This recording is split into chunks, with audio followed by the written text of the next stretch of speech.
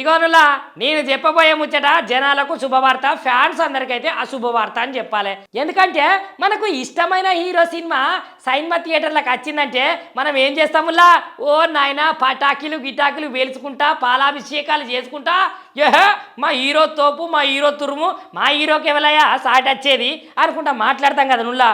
కాకపోతే మన మంత్రి కోమటిరెడ్డి వెంకటరెడ్డి సార్ ఏమన్నాడు ఎరికేనా, ఏ ఈ ముచ్చట చెప్పేందుకైతే నాకైతే మనసు తరిస్తలేదు. కానీ ప్రీమియర్ షోలు అయితే ఇక నుంచి తెలంగాణలో బంద్ పెడతారట.